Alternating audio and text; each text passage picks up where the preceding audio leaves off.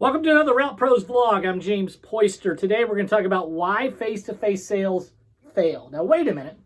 You know we've been preaching that they work all the time, but today we're going to find out 9 reasons, 9 either self-evaluation or leadership tips that can help you to identify why you or your staff is struggling. So before you get in my face and tell me face-to-face sales don't work, watch today's vlog.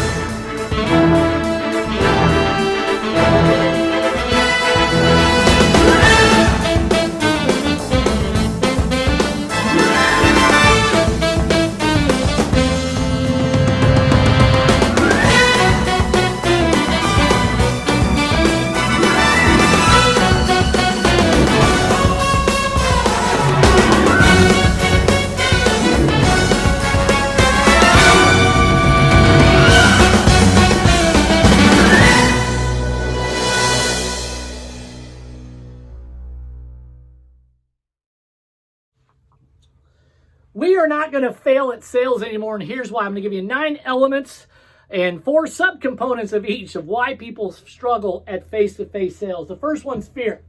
We deal with fears. Now again, life is all about fears, and you got to hit those fears head on. We have a fear of failure to start off with. Probably the number one reason why people don't go out and make face-to-face attempts. They don't want to fail, so they got afraid of it, so they just don't do it. Number 2 is fear of rejection. Same thing, very similar. They don't want to be told no, and they don't want to look like a failure by being told by somebody else. Again, we got to hit these 2 head on. Failure to do it means you're not going to make any attempts. You're not going to get any results. Number 3 is fear of disappointment. This is one that kind of burdens you. It sits on your shoulders and weighs you down.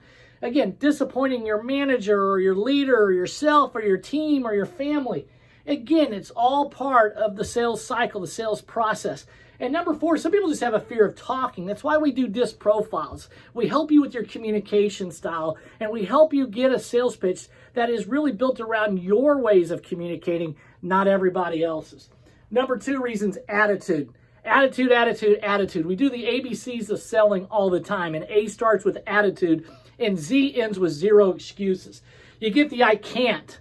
I just can't do this. I'm just, I just don't feel it, and all the excuses you get. This is where excuses start building up, and you start convincing yourself you can't. The worst attitude is I won't. If you're a leader and you've got a driver that won't do it, you've got to make a decision that you may not like to make. Number 3 is, again, the excuses. Nobody's home. If these reasons that happen once in a while become your excuses, it'll change your attitude. Your blood type will change, and you'll be a negative person instead of a B positive. And number 4, I just stink at this. I'm just not good at it. If you're really dealing with any of these attitude adjustments, let Mark, Mike, and I be kind of your chiropractor, your sales chiropractor. Let us kind of adjust you and get you back on the right path of success. Because if not, number 3 will sit in, complacency. And again, complacency can be the death blow of any business, whether it's from an owner, a leader, or as a staff member. For routes, if you think your route's big enough, you're pretty comfortable with it. Again, your route's not going to grow. Attrition's going to kick in. We're going to start losing customers. Procrastination. How many times have you done this? Everybody has. You've seen somebody working in the yard and you're doing the route and you're going to come back and talk to them and they go back inside and you miss that opportunity. Again, or you know what, I'll get some more attempts tomorrow. Man, I'm telling you what, procrastination is the death blow of sales. Some people think I've made enough money, or maybe I've already hit my numbers this week. Again, that's a form of laziness. Again, we need to continue to grow. Your routes need to grow. And number 4, some people just don't feel it internally. I'm driving the route. I feel pretty comfortable. I don't feel like doing any sales. I'll look at it. It's kind of a combination of everything, convince themselves that they don't need to do it. So again, if you're feeling complacent, let us be your exercise coach and get you going, get you off that couch, get you out that van, and get you some more customers. What leads to number 4, education. Education is why the Route Pros are here. We do the know, like, trust sales pitches, you all know. And again, I hear this all the time when people struggle. Oh, you know what? I don't have a sales pitch. I don't need it. Those are the ones that could really, sometimes people have all the potential in the world, but because they don't have a sales pitch, their results aren't quite there, or they don't know how to respond. They don't know why the prospect's responding in such a way, or they don't know how to generate pain statements to have them respond. Maybe they don't know the best times or the best practices. This is why we have our conference calls. And this is why we track who's on those conference calls, and we know who you are. And if you're not on them and you're calling us saying you're struggling, then get on. Learn the best practices from those that are actually doing it all the time in the field. So again, you should be on those conference calls, which leads us to the fifth element, 2+. Now, what this means is attempts. And again, this is where I think a lot of people fail at sales because they don't maybe understand it. Maybe it piggybacks off education. Again, we've got to make multiple attempts. Too often I've heard this, I've already made that, I've already talked to them, and you know what? You've got to make multiple attempts and multiple live presentations. Just leaving a door hanger doesn't count. I've seen people do we miss yous by dropping them in mail slots or post-it notes and thinking that's a we miss you sales attempt. No, you got to see the whites of their eyes because you need multiple follow-ups. You need to want to follow up. You need to look at follow-ups.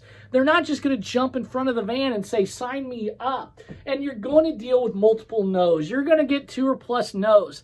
That could be a no for now. We use the Grant Cardone one all the time where it says, hey, 85% of sales happen after the 5th attempt. You're going to deal with multiple no's. Make attempts, presentations, and follow-ups, and you will get some multiple yeses, I promise you. Which leads us to number 6, which even though we give you all this stuff, we still deal with frustration. And frustration is all, again, part of the process. And maybe this is a little bit of attitude and complacency. But here's what I break down frustration. Number 1 is some people think that there's that instant success. You're going to have a lack of that instant success. Some people think they're just going to go out there and get it done. Or you're as a leader. I go on projects and people say, how many did you get? And we're like, we got a couple maybe. And they get upset because we didn't get any customers. You just have to deal. We don't get instant success. Lack of goals hit. Maybe your goals are too high, or maybe you hit a goal and you're going to not hit it the second time. That's why it's a goal. If you're hitting your goal every week, then that really isn't a big goal anymore. So again, maybe you got to raise the bar. Lack of support. This is in leadership. And again, if you're dealing with this as a driver or a developer, give us a call. You get out in the field and you deal with rejection, all of a sudden you come back and you get shut out. That's very discouraging. And you need that support. And finally, the lone wolf syndrome. A lot of you guys are out there on your own, or you're in a van by yourself anyway.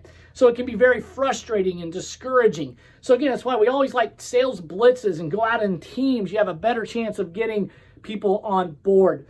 Which leads us to the next element, and one of our favorite Marxisms of all time, accountivation. Now, accountivation is obviously a combination of accountability and motivation, but the first part is not being held accountable. And I have to say, from a leadership thing, probably why most people experience lack of sales is a lack of accountability. They're told what to do, but they're not held accountable. Now, the second element is on you, the driver. You can hold yourself accountable. You should take ownership of the results or lack thereof. But I look at this as a 1-2 punch of accountability. Not motivated, number 3. And again, this may lead to the complacency that we talked about, but as a leader, you need to find what motivates your staff. Even individually, you need to find out what motivates you to go out there and make that attempt.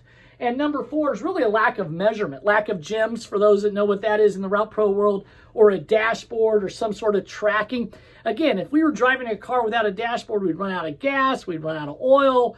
We wouldn't know how fast we're going all the time. So accountivation is big. And again, this is probably more for you as a leader than as a driver. But again, you can hold yourself accountable as well.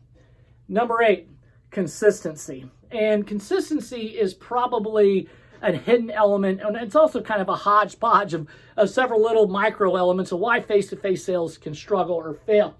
Sometimes it's various attempts, and what I mean by that is one week we might make 100 attempts and we might make 10 the next week. And again, sometimes it could be the route runs. And what I mean by that is we're running the same consistent route over and over again. Sometimes it's nice to switch up the drivers, or at least do sales blitzes so another driver makes another attempt in that neighborhood. It sometimes will pump up the sales. It could be the service areas in times, which is kind of similar. Sometimes we'll run the route the same way over and over and over again. So we see the same people walking their dog, and we see the same people leaving for work. I've always been a fan, at least once a week, do the route backwards or pick another neighborhood and focus on that for a couple of months.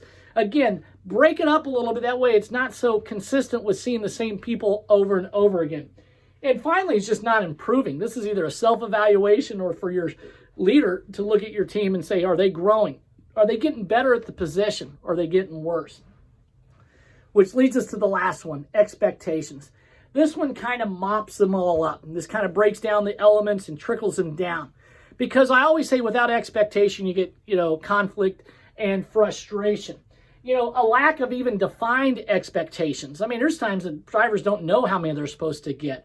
Sometimes there's unreal expectations. I don't know how many times people will be hired, or maybe you yourself say, I'm going to get 10 this week. Well, that's going to be unreal sometimes.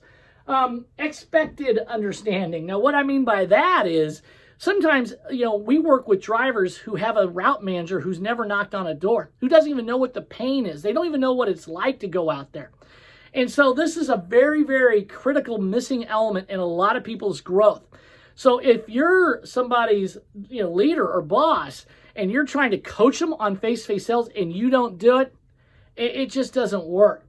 And finally, the last one is really no expected repercussions, which means if we fail in the field and there's no damage done, guess what? We tend to not get better at the position. And all those elements sit in: complacency, bad attitude, and all that.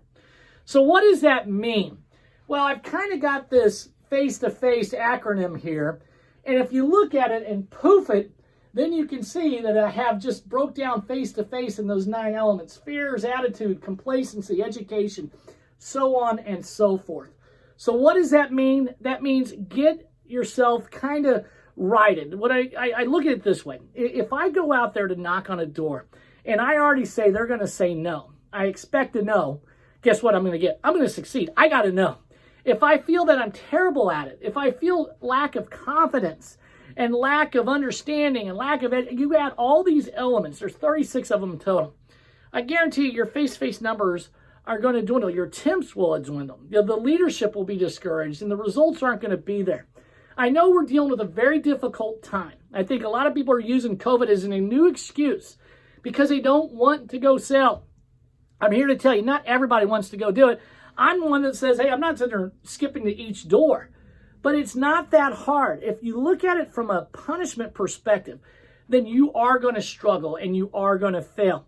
But if you look at it from a rewarding component, where you're rewarded, the company's rewarded, your route's rewarded, then it's going to change your mindset. It'll change your attitude, and I guarantee you it will change your results. That's going to do it for this vlog. Thank you for listening. Check out our other vlogs here on our YouTube channel, and we'll see you soon.